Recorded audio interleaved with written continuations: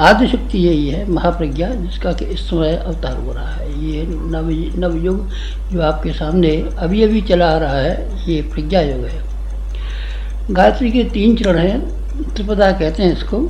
सरस्वती, लक्ष्मी, काली, ये तीनों इसी के भीतर आ जाती हैं। 3-3 एक अक्षर में समाई हुई है। देवता में 3, एक का नाम ब्रह्मा, एक का नाम विष्णु, एक का नाम महेश। ये तीनों इसी के 3 चरण हैं।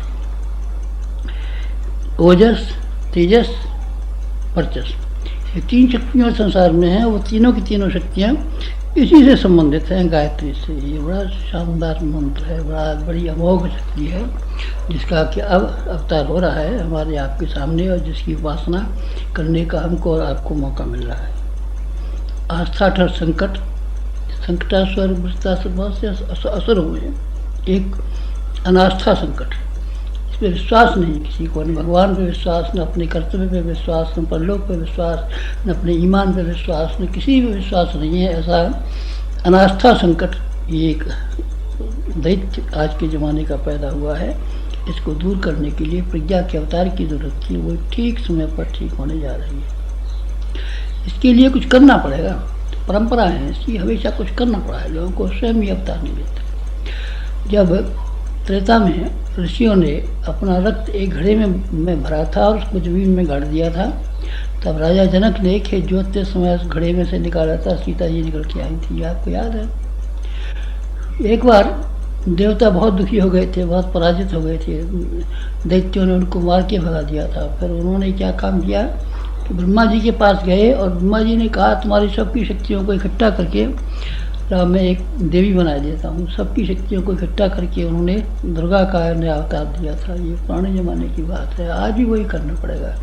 हमारा आप सब मिल के इस काम को करेंगे, अकेले हम कर लेते हैं तो आपसे यह नहीं कहते। ये सबके मिलने करने का काम है, मिलजुल के करने का काम है। इसलिए आह्वान आपको भी किया है। हम तो जो हमसे बन रहा है वो हम कर ही रहे हैं, पर आपको भी कुछ करना चाहिए। ये समय ठीक इसी तरह का है। इसमें आपको त्रिपदा गायत्री के 3 उपासनाओं में कर्मयोग, भक्ति योग, कर्मयोग, ज्ञान योग और भक्ति योग, तीनों योगों की उपासना का सम्मिश्रण के नाम से प्रज्ञा योग नाम करके इस समय हमारे मिशन ने आपके सामने रखा है। लाखों आदमी इसी योग में लगे हुए हैं। आप अब तक लगे न हो इस कार्य में तो आप तुरंत ही बिना एक दिन का भी समय गंवाए प्रज्ञा योग की उपासना शुरू कर दीजिए। आजकल हमने प्रज्ञा योग का प्रज्ञा अभियान चलाया है, प्रज्ञा युग चला रहा है, प्रज्ञा का अवतार हो रहा है। तो प्रज्ञा योग यही करने का है। आप सबको ये करना चाहिए। क्या क्या करना चाहिए? इसका पहला चरण ज्ञान योग से शुरू होता है। सवेरे और सायंकाल दोनों वक्तों में से जब भी आप सो करके उठें तब बिस्तर पर करने के हैं 2 योग।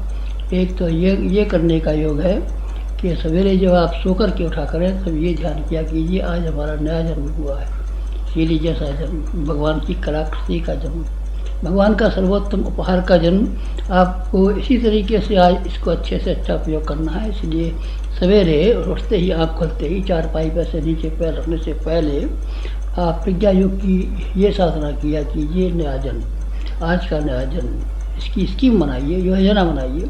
आपको ऐसा शानदार जन्म मिला है तो आप किस तरीके से खर्च करेंगे, सवेरे से लेकर के सायंकाल तक की पूरी स्कीम बना डालिए। प्रातःकाल इसके बाद उठिए, जमीन पाँव पीछे रखिए, पहले इस नए जन्म के वाले में शाम को सोते समय तक की ऐसी शानदार योजना बना दीजिए जिसमें कि सब महत्वपूर्ण बातें शामिल हों। जैसा हमारा महत्वपूर्ण जीवन रहा है वैसा ही महत्वपूर्ण जीवन आपका हो और एक दिन भी खराब नहीं जाए। हमारा एक दिन भी खराब नहीं गया, आपका भी एक दिन भी खराब नहीं जाना चाहिए। सायंकाल को जब आप सोया करें तो बिस्तर पर जाने से पहले ये विचार कीजिए आज हमारी मृत्यु आ रही है। लोग मौत को भूल जाते हैं, बस एक ही खराबी आदमी के अंदर है कि मौत को भूल गया और ये जानता रहता है कि मैं लाख वर्ष जीऊँगा, करोड़ों वर्ष जीऊँगा। अगर ये बात याद बनी रहती कि आज हमको मरना पड़ेगा तो आदमी वो काम न करता जो न करने चाहिए। जो चीज़ें सांस नहीं जाने वाली, अकेला आता है माँ के पेट में से और जब मरघट में जाता है शमशान घाट में तो अकेला जाता है। अकेला जाने के लिए बेकार की नरसक कूड़ा और कबाड़ा इकट्ठा करता फिरता है, उससे संबंध लगाता फिरता है, लोभ और मोह के वजन और बोझ से सिर के ऊपर लादता रहता है। अगर ये ख्याल रहे कि हमको मरना पड़ेगा और खाली हाथ जाना पड़ेगा और ये चमड़ी वाला ये शरीर है ये भी जला करके खाक करना पड़ेगा, तो आदमी ज़रा समझ से काम ले, अकल से काम ले।